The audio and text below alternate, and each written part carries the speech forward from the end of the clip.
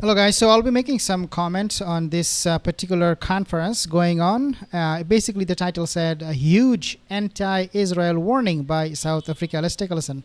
Your Excellency, President Vladimir Putin, Your Excellencies, fellow BRICS leaders, honorable ministers, excellencies, and ladies and gentlemen.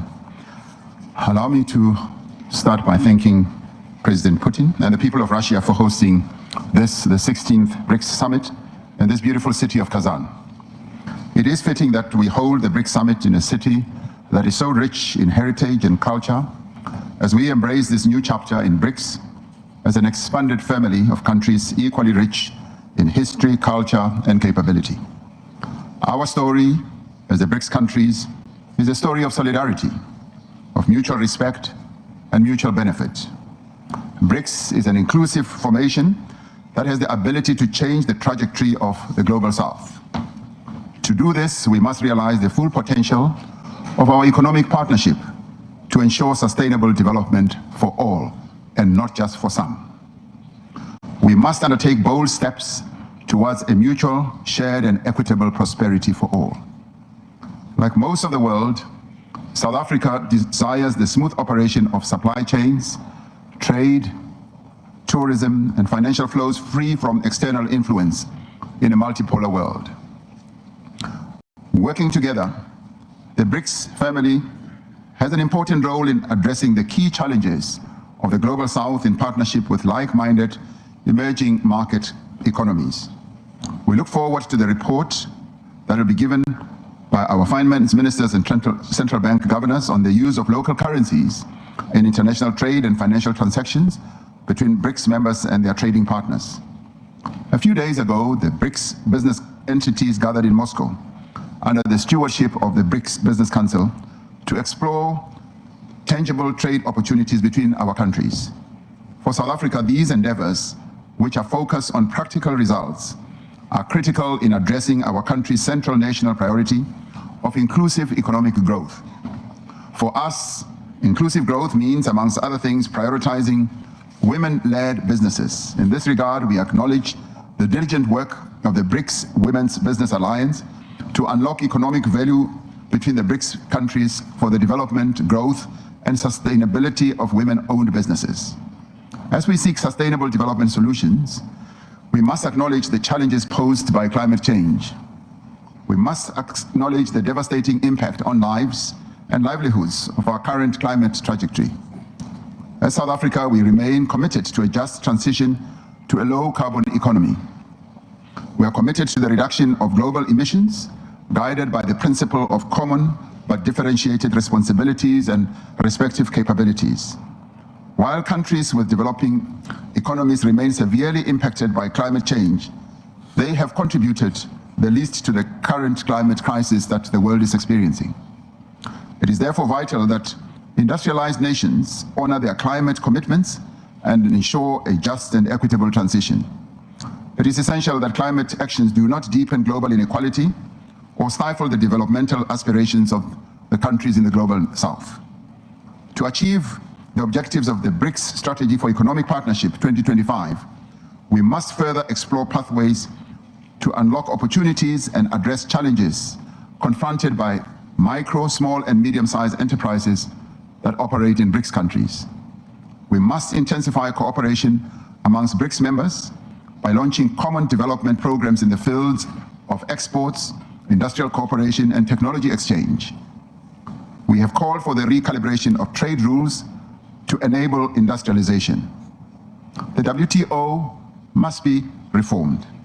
We must enhance beneficiation of mineral endowments of BRICS countries closest to the source where these minerals are produced. This is important for development and for the advancement of our decarbonization goals. The unique role that is played by the new development bank as a multinational development bank is pivotal to the development aspirations of our group and emerging markets and developing economies at large. We commend the work that is being done and progress that is being achieved by the new development bank under the excellent leadership of our dearest sister Dilma Rousseff. It is one of the finest examples of the value of the BRICS group because it is supporting the growth and development of countries of the global south. And this is a great strength. And as we enhance the development of these countries, we also need to focus on peace and security in the world. The conflicts that continue to rage in the world are of great concern to us. The continuing conflict in Gaza, the Middle East, resulting in the death of so many Palestinians, is a matter of great concern. We must continue to insist that there should be a ceasefire with immediate effect, and that there should also be recognition for the self-determination of the Palestinians. We have achieved progress on a number of areas, and this level of progress that we have achieved must encourage us and inspire us to do more. And it must also make BRICS to become an even more effective instrument for global peace and for global progress at all levels, economic and otherwise. What we understand from this is that the countries, the BRICS countries, they are going to be getting involved in everything pretty much. It is not an alliance based on trade and commerce only. It is also an alliance based on international geopolitics, how things are playing out in the world. They will be concerned, in other words, in every matter. Therefore, this is not going to be sitting well with the Zionist state, because right now they have a monopoly. The Zionist state, by using United States, they are controlling every single thing. They're controlling the narrative, they're controlling the banks, they're controlling the military, they're controlling countries' governments. And this statement coming from the Prime Minister or President of South Africa is a complete denial of that control that the Zionist has over everything pretty much. People are not going to be puppets. The governments are not going to be puppets of the Zionist regime anymore, like what is happening today. Every single government is corrupt, and the Zionists, they are intentionally corrupting them by making them take loan from IMF, by giving them more money, and they become more in debts. This is what is going to be changing very, very soon. Remember, BRICS is an alliance based on equality. There is not going to be one single superpower that will be dictating what BRICS will do and what they will not do. India cannot dictate. China, for example, cannot dictate. Russia cannot dictate. So it is going to be a unified voice and unified effort that will crush the dictatorship mentality that people have, the governments have around the world, especially the Zionist who wants to control the narrative.